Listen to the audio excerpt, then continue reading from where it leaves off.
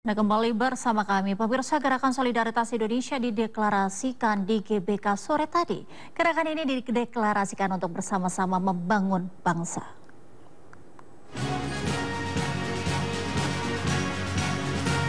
Deklarasi Gerakan Solidaritas Indonesia digelar di Indonesia Arena, di mana Presiden Prabowo Subianto hadir langsung bersama Wakil Presiden Gibran Rakabuming Raka.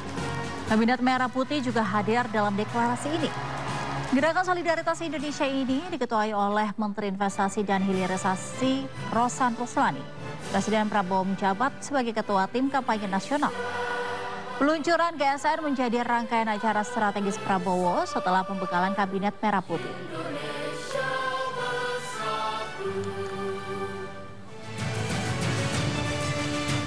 Presiden Prabowo Subianto serukan para menteri dalam kabinetnya untuk tidak terlalu sering melakukan kunjungan kerja ke luar negeri. Presiden juga mengingatkan para pengusaha untuk bisa ikut perhatikan dunia pendidikan.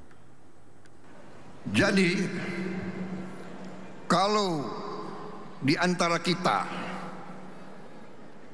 bisa menyisihkan 1,2 juta rupiah satu tahun saja, berarti 100.000 rupiah per bulan, itu sudah bisa menyekolahkan satu anak. Jadi kalau APBN, insya Allah nanti kita akan kerahkan untuk makan bergizi. Tapi untuk pakaian masih ada jutaan anak kita yang tidak punya pakaian. Orang tuanya sulit untuk memberi pakaian untuk anaknya, dan karena itu dia tidak bisa sekolah.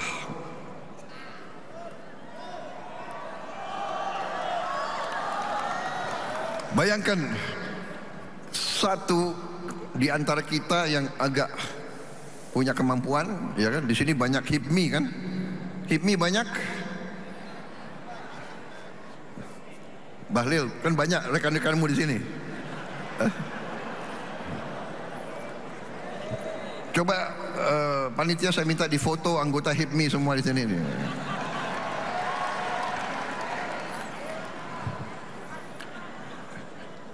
Kalau menyisihkan 100.000 rupiah sebulan, itu berarti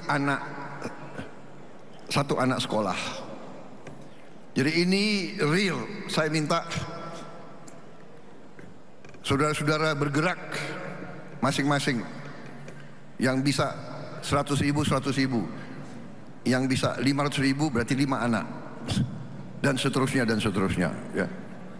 Jadi saudara-saudara, jangan terlalu banyak kita seminar, jangan terlalu banyak omon-omon. Sekarang aksi.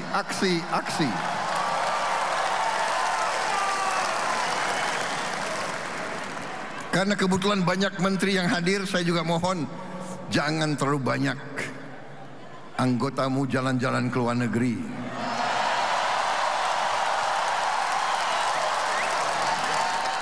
Suasana hangat tercipta dalam momentum deklarasi GSN 2024. Salah satunya adalah ketika Presiden Prabowo Subianto meminta izin kepada seluruh tamu yang hadir untuk meminum secangkir kopi. Saya minta izin minum kopi sebentar.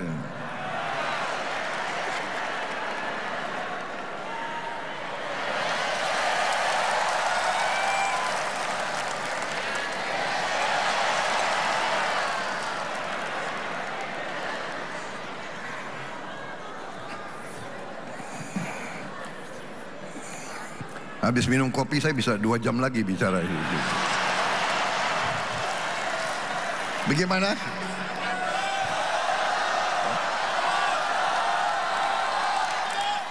Masih kuat dengar saya?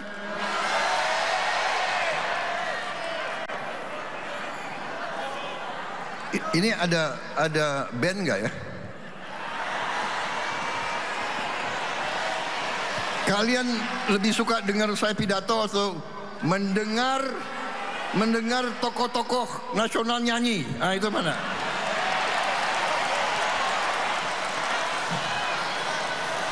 Halo pemirsa, Sido Malam hadir dan beragam informasi terkini tanah air serta mancanegara. Bersama saya, Angelika Devaga. Inilah Sindo Malam selengkapnya.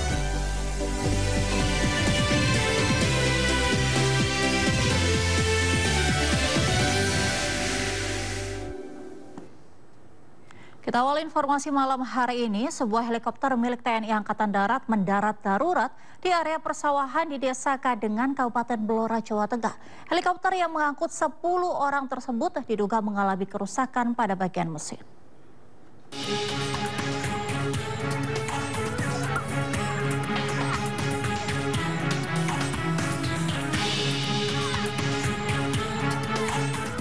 Warga beramai-ramai mendatangi lokasi pendaratan darurat sebuah helikopter angkut milik TNI Angkatan Darat di sebuah lahan persawahan di Dukuh Tindik, Desa Kandengan, Kecamatan Randu Blatung, Kabupaten Blora, Jawa Tengah.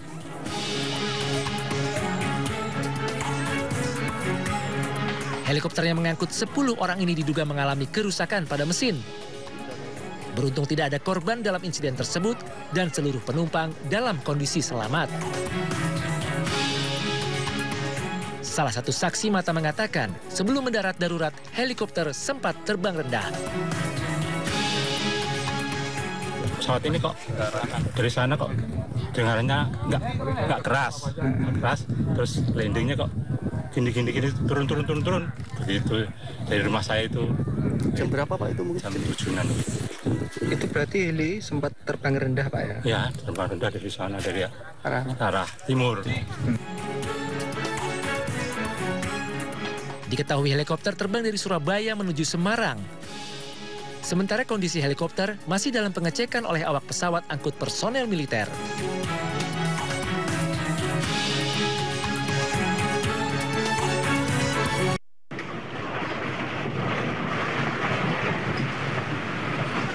Inilah detik-detik rekaman warga saat pohon besar tumbang. Terlihat kepanikan warga yang sedang berteduh langsung memindahkan kendaraannya. Pohon tersebut tumbang setelah hujan lebat disertai angin kencang melanda kota Palembang, Sumatera Selatan. Pohon yang tumbang juga menimpa ruko dan rumah hingga menghancurkan bagian atap. Bahkan tumbangnya pohon tersebut merusak tempat pedagang kaki lima. Selain itu, dampak akibat pohon tumbang menutup akses jalan menuju pemukiman warga.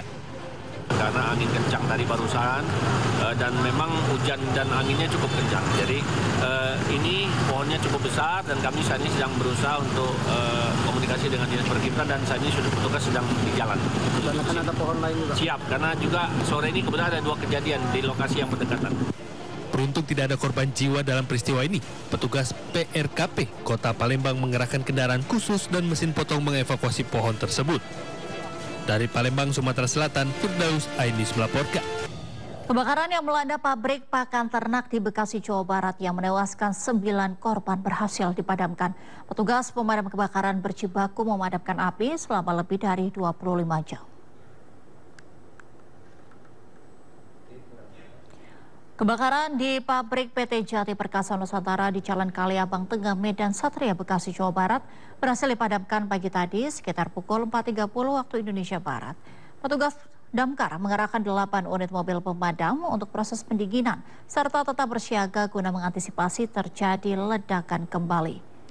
Akibat peristiwa ini, 9 orang tewas dan 3 orang mengalami luka bakar. Sementara 1 petugas pemadam sesak nafas akibat terlalu banyak menghirup asap. Dugaan sementara, kebakaran disebabkan oleh ledakan dari salah satu tangki minyak bahan baku pakan ternak milik PT Jati Perkasa Nusantara.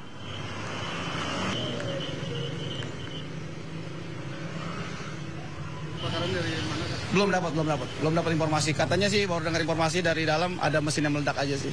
Sekarang yang berapa, Pak? Kita baru tadi koordinasi dengan BPPD, dengan Basarnas, informasi yang masih dicari ada 9. Tapi belum pasti juga Mas, itu Mas, belum pasti. Pak, kemungkinan korban akan bertambah? Belum dipastikan, tapi menurut informasi yang dari pihak informasi kantor yang kita dapat itu 9. 9 yang belum ditemukan? Sudah ditemukan, 9. Tapi masih bentuknya belum utuh ya, karena pengaruh mungkin ada yang kena ledakan ya. Atau mungkin juga masih korban kebakaran itu mungkin kita kurang tahu juga pastinya. Kemarin itu penyebab sulitnya memadamkan itu karena apa aja sih faktor-faktor? Satu karena udah besar, kedua juga medannya ya, bahan-bahannya juga yang begitu ada kimia juga di dalam, sehingga api itu membesar. Kita juga perlu tadi kan semua tim dikerahkan semua untuk pemadaman kemarin itu. Terus lanjut apa lagi? Ya, dari pihak kita, dari tim pemadaman dan penyelamatan siap siaga untuk pencegahan timbulnya api kembali, preventif kita. Sudah dipastikan aman. Jam berapa, Pak? Saya kurang tahu pasti ya, kalau masalah sih malam sudah padam itu. Rumah Sakit Polri Kramat Jati menerima 11 kantong jenazah dan 1 unit kotak yang berisi body part. Meskipun jumlah korban yang sudah dilaporkan hilang oleh keluarga berjumlah 9 orang, namun hingga kini jenazah belum teridentifikasi. Kondisi seluruh jenazah saat ini sudah tidak bisa teridentifikasi secara visual. Dengan kondisi korban tersebut, metode paling tepat yang akan dilakukan adalah dengan pemeriksaan DNA. RS Polri pun mengimbau kepada keluarga yang ingin memberikan informasi terkait data orang hilang untuk melapor ke pos antemortem DVI RS Polri. Luas sekitar 4 hektar. Telah menerima 11 kantong jenazah dan 1 buah wadah kotak yang berisi body part. Jumlah korban yang dilaporkan hilang oleh keluarganya sebanyak 9 orang. Dengan kondisi korban yang terbakar, pemeriksaan DNA merupakan metode yang kemungkinan menjadi pilihan utama untuk mengungkap identitas para korban, di mana sampel DNA yang terkumpul sebanyak 23 buah sampel DNA postmortem yang kita ambil dari 11 kantong jenazah dan 1 buah wadah kotak berisi body part. Kemudian kita ambil juga 12 sampel DNA pembanding antemortem dari 9 keluarga yang melaporkan. Kita ke informasi lainnya, Satgas Khusus Judi Online Barreskrim Polri berhasil mengungkap kasus judi online jaringan internasional. Sebanyak 300 kasus judol diungkap dan 370 tersangka ditangkap. Satgas Khusus Judi Online Barreskrim Polri mengungkap kasus judi online jaringan internasional yang dikendalikan oleh warga negara Cina dengan melibatkan 85.000 orang dari Indonesia. Dalam ungkapan ini, sejumlah orang ditetapkan sebagai tersangka. 2 orang diantaranya masuk dalam daftar pencarian orang, yang salah satunya merupakan manajer perusahaan gerbong transaksi. Barang bukti yang disita dalam praktek judi online asal China ini lebih dari 70 miliar rupiah. Sementara para tersangka terancam hukuman maksimal 20 tahun penjara. 8278 merupakan situs judi online berskala internasional yang jaringannya dikendalikan oleh warga negara Cina dan memiliki jumlah pemain lebih dari 85.000 orang di Indonesia dengan server yang berlokasi di luar negeri. Adapun situs slot 82/78 ini dipromosikan melalui berbagai situs. Tersangka HEJ bertindak sebagai pembuat perusahaan yang digunakan untuk deposit atau withdraw pemain, yaitu PT AJT dan PT MLT. Tersangka HAJ ini juga menjadi koordinator dalam mencari dan menunjuk orang sebagai direktur dan komisaris dari perusahaan penyedia jasa keuangan lainnya. Dalam hal ini untuk operasional situs slot 82/78 ini. Selanjutnya tersangka CAS, yaitu bertindak sebagai direktur PT OTI, dan tersangka E sebagai komisaris PT OTI, yang mana PT OTI merupakan perusahaan jasa keuangan yang dibuat khusus untuk situs slot 82/78. Di samping itu, kami juga telah menetapkan 2 tersangka lainnya yang berstatus DPO, yaitu tersangka IJ sebagai manajer PT KIDT yang juga menjadi gerbang pembayaran dari transaksi judi online pada situs slot 82/78, dan juga tersangka DX alias MA, seorang warga negara Cina yang berperan sebagai koordinator dan pemberi perintah kepada tersangka HAJ untuk membuat perusahaan penyedia jasa keuangan untuk slot situs 82/78 di Indonesia. Keduanya masih dalam proses pencarian dan saat ini kami masih berupaya untuk melakukan penangkapan terhadap kedua DPO tersebut. Pemirsa, kantor Kementerian Komunikasi dan Digital digeledah polisi pada Jumat malam. Penggeledahan ini dilakukan usai tim penyidik Direktorat Kriminal Umum Polda Metro Jaya menangkap sejumlah pegawai Kemenkomdiki yang diduga membackingi situs judi online. Dalam kasus ini, polisi telah menetapkan 14 tersangka, 11 diantaranya pegawai Kementerian Komdiki.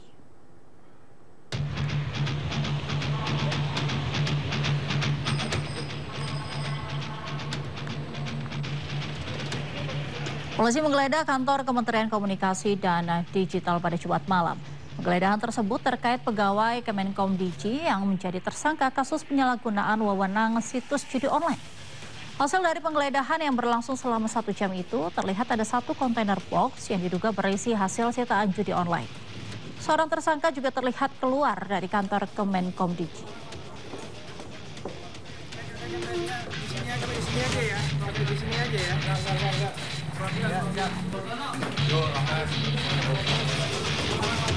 Sebelumnya, tim Jatanras Polda Metro Jaya bersama Polres Metro Bekasi Kota juga melakukan penggeledahan lokasi markas judi online di kantor satelit Ruko Rose Garden 5 Kota Bekasi, Jawa Barat.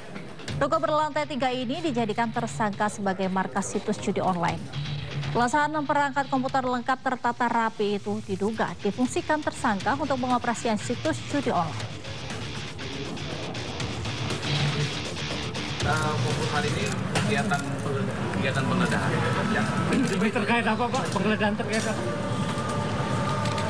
Dikit ya, lokasi yang terkait di online ya. Tersangka berapa? Iya, nanti ya. Jumlah tersangka. Iya. Kepolisian untuk melakukan jika diperlukan pengembangan penyidikan ke dalam, termasuk kalau memang harus masuk ke kantor kami di Komdigi. Bagi kami ini baik, sekali lagi sebagai upaya bersih-bersih agar kantor kami juga bisa menjalankan tugas dan fungsi yang diamanahkan Presiden dengan baik. Tersangka kasus dugaan korupsi impor gula di Kementerian Perdagangan pada tahun 2015 hingga 2016, Thomas Lembong, diperiksa sekitar 10 jam oleh penyidik Kejaksaan Agung.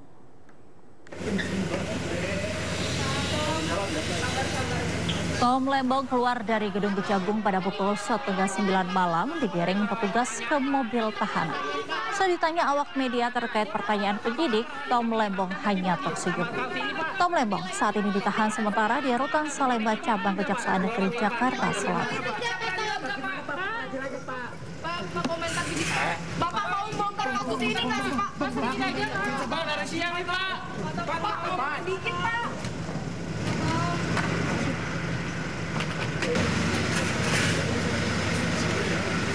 Selain Tom Lembong, Kejaksaan Agung juga memeriksa CS, Direktur Pengembangan Bisnis PT Perusahaan Perdagangan Indonesia (PPI). Kasus ini bermula saat Tom Lembong selaku Menteri Perdagangan pada tahun 2015-2016 memberikan izin persetujuan impor gula kristal mentah sebanyak 105.000 ton kepada PT AP untuk diolah menjadi gula kristal putih.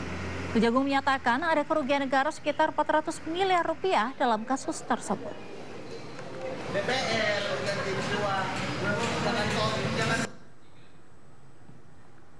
Sementara itu, Kapus Penkum Kejaksaan Agung Harley Siregar menegaskan pemeriksaan terhadap Tom Lembong terkait peranan dari kedua tersangka dalam kasus dugaan korupsi impor gula pada tahun 2015-2016.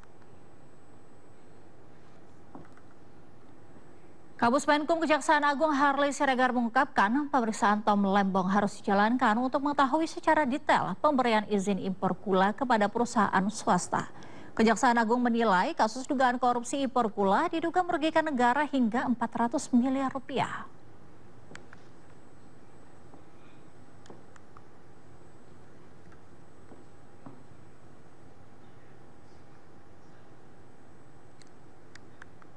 Koordinator Masyarakat Anti Korupsi mendesak Kejagung mengembangkan isu maklar kasus di lingkungan Mahkamah Agung pasca ditangkapnya mantan pejabat Mahkamah Agung Zaruf Rikar.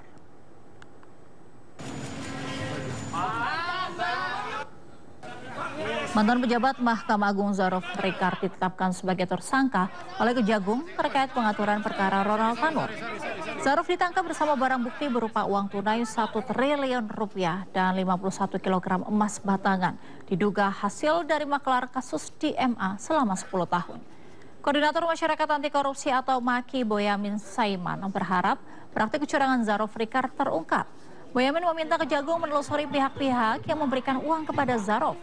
Boyamin menambahkan Kejagung juga harus mengawasi peninjauan kembali atau PK Mardani Maming yang kini tengah berjalan di MA.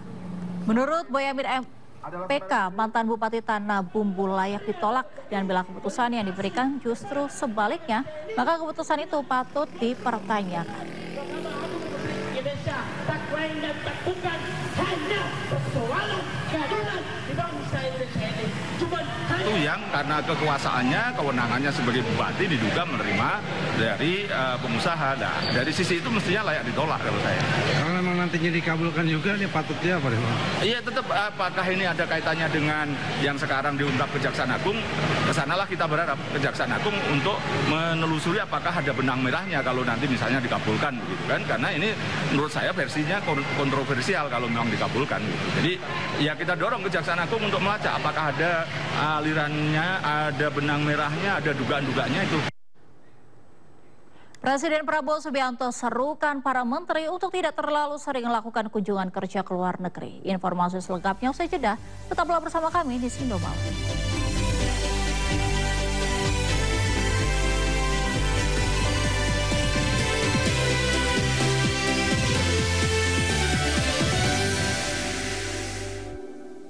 Nah, kembali bersama kami, pemirsa. Gerakan Solidaritas Indonesia dideklarasikan di GBK sore tadi. Gerakan ini dideklarasikan untuk bersama-sama membangun bangsa.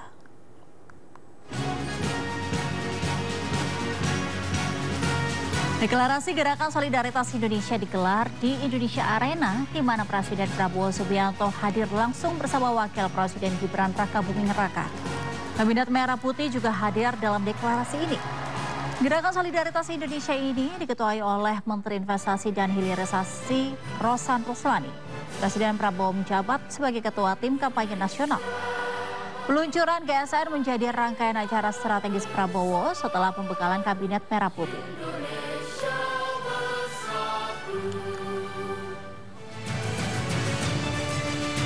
Presiden Prabowo Subianto serukan para menteri dalam kabinetnya untuk tidak terlalu sering melakukan kunjungan kerja ke luar negeri. Presiden juga mengingatkan para pengusaha untuk bisa ikut perhatikan dunia pendidikan. Jadi, kalau di antara kita bisa menyisihkan 1,2 juta rupiah 1 tahun saja, berarti 100.000 rupiah per bulan, itu sudah bisa menyekolahkan 1 anak. Jadi kalau APBN, insya Allah nanti kita akan kerahkan untuk makan bergizi. Tapi untuk pakaian masih ada jutaan anak kita yang tidak punya pakaian. Orang tuanya sulit untuk memberi pakaian untuk anaknya, dan karena itu dia tidak bisa sekolah.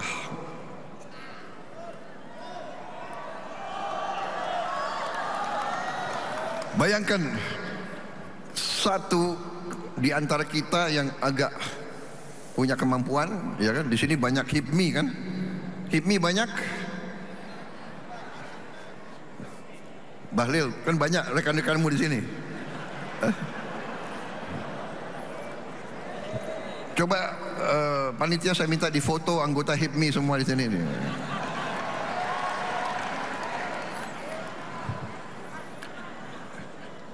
Kalau menyisihkan 100.000 rupiah sebulan, itu berarti satu anak sekolah. Jadi ini real. Saya minta saudara-saudara bergerak masing-masing. Yang bisa 100.000, 100.000. Yang bisa 500.000 berarti 5 anak. Dan seterusnya dan seterusnya. Ya. Jadi saudara-saudara, jangan terlalu banyak kita seminar, jangan terlalu banyak omon-omon. Sekarang aksi.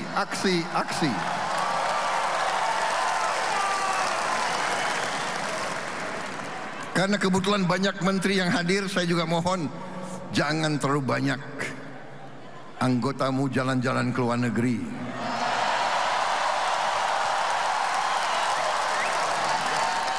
Suasana hangat tercipta dalam momentum deklarasi GSN 2024. Salah satunya adalah ketika Presiden Prabowo Subianto meminta izin kepada seluruh tamu yang hadir untuk meminum secangkir kopi. Saya minta izin minum kopi sebentar.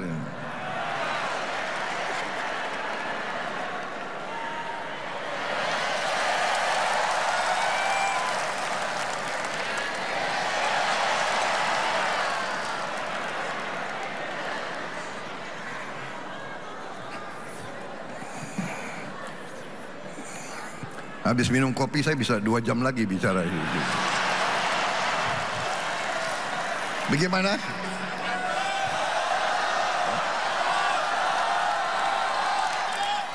Masih kuat dengar saya?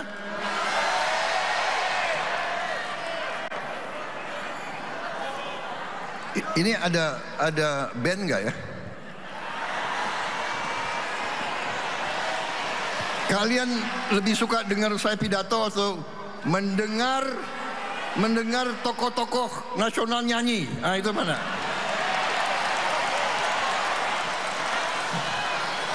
Pemirsa, Wapres Gibran Rakabuming Raka meninjau tram tenaga baterai di Stasiun Purwosari Kota Solo.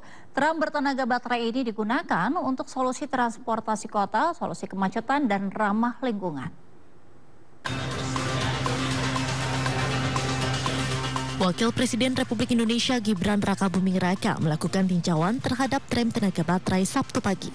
Tiba di Stasiun Purwosari Solo sekitar pukul 7.15 waktu Indonesia Barat, Wakil Presiden Gibran Rakabuming Raka didampingi oleh PJ Gubernur Jawa Tengah Nana Sujana. Gibran melakukan pengecekan ke dalam kereta tram tenaga baterai yang kini tengah dikembangkan oleh PT Inka.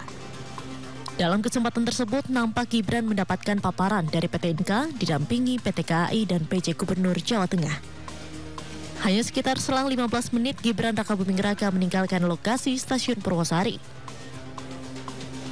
Manajer Humas PT Inka Nur Aisyah Murti menyebutkan bahwa tram bertenaga baterai ini kedepannya akan mencari solusi kendaraan umum ramah lingkungan yang akan beroperasi di tengah kota Surakarta.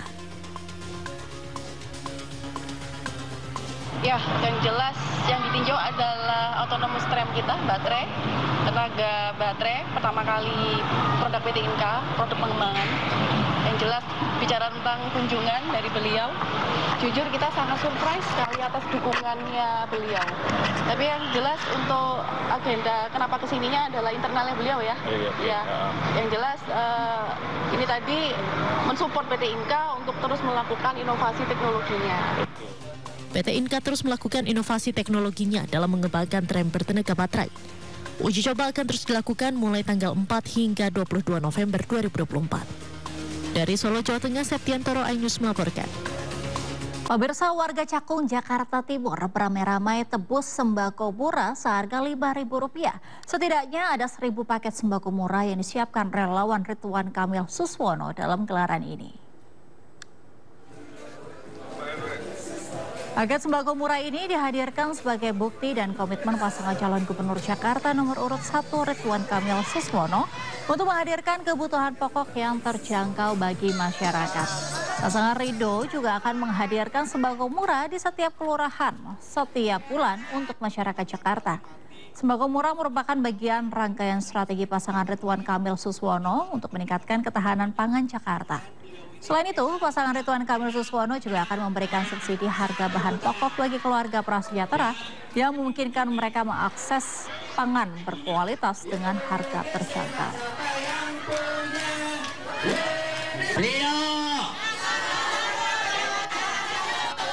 Calon Gubernur nomor urut 1 Ridwan Kamil bertemu dengan Presiden ke-7 Republik Indonesia Joko Widodo di Solo, Jawa Tengah.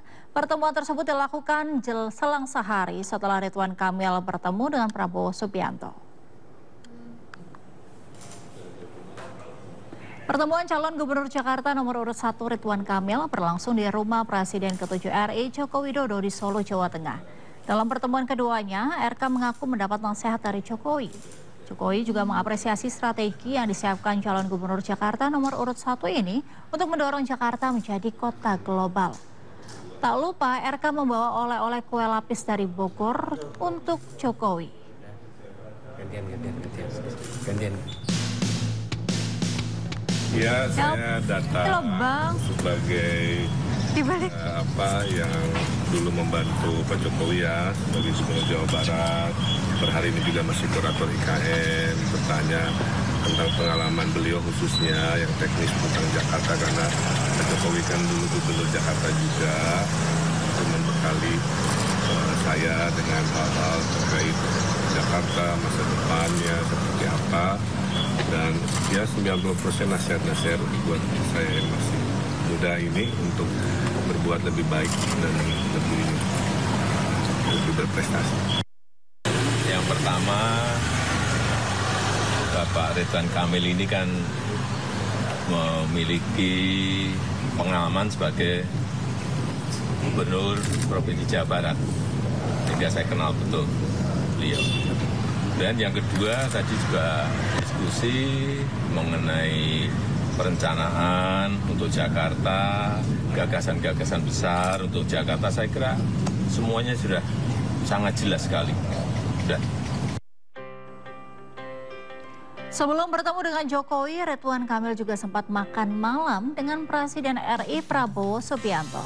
Sejumlah hal dibahas selama santap malam, diantaranya terkait perkembangan Ibu Kota Nusantara IKN. Dalam pertemuan ini, RK mengucapkan selamat atas terpilihnya Prabowo sebagai presiden.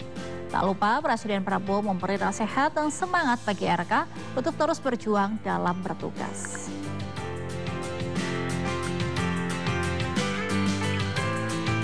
Sementara itu, Paslon Pramono Anung dan Rano Karno bertemu istri Presiden keempat RI Abdurrahman Wahid atau Gus Dur. Dalam kunjungannya, istri Gus Dur, Sinta Nuria, menyampaikan dukungan untuk pasangan calon nomor urut 3 Pramono Anung Rano Karno.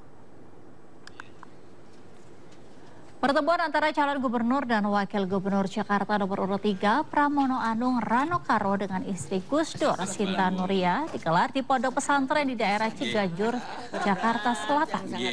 Dalam pertemuan ini, Sinta berpesan kepada keduanya untuk adil saat memimpin. Sinta pun mendoakan keduanya untuk bisa memimpin Jakarta dengan baik.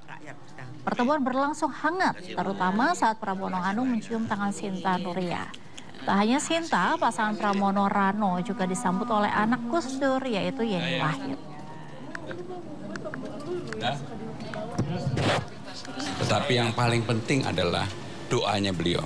Karena doa beliau itu luar biasa. Saya, dalam hidup saya, yang saya cium tangannya itu 3 orang, salah satunya Bu Cinta. Yang lain saya nggak pernah cium. Jadi kalau tahu bahwa yang saya cium tangannya itu dalam hidup saya ada 3 orang, salah satunya beliau. Karena artinya apa? Saya memang memberikan penghormatan yang sangat luar biasa kepada Bu Sinta dan keluarga, dan saya terima kasih sama Mbak Yeni hari ini difasilitasi untuk bisa sowan rawuh ke Bu Sinta ditemani oleh Kiai Kafabi. Mudah-mudahan ya apa yang menjadi keyakinan saya, kepercayaan saya merasa mantep.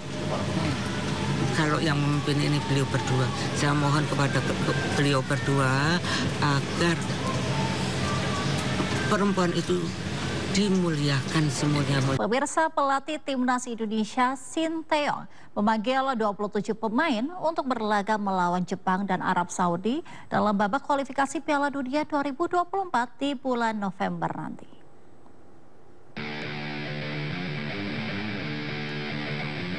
Timnas Indonesia dijadwalkan akan menghadapi Jepang pada 15 November dan Arab Saudi pada 19 November di Stadion Gelora Bung Karno. Timnas Jepang akan turun dengan kekuatan penuh dengan pemain terbaiknya yang berlaga di Eropa seperti Mitoma, Minamino hingga Wataru Endo. Selain itu, Arab Saudi juga diprediksi akan tampil habis-habisan di pertandingan ini untuk mengamankan peluang lolos ke Piala Dunia 2026. Sejumlah nama kembali menghiasi skuad Garuda, seperti Ramadan Sananta dan Sayuri Bersaudara, kini kembali dipanggil di skuad senior Garuda. Namun ada beberapa nama yang absen seperti Kapten Timnas Indonesia Asnawi dan kiper Hernando Ari yang terpaksa absen karena cedera.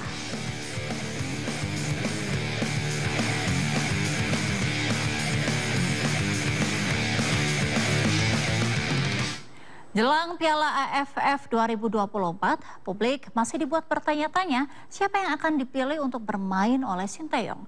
PSSI sebut keputusan sepenuhnya ada di tangan Sinteyong.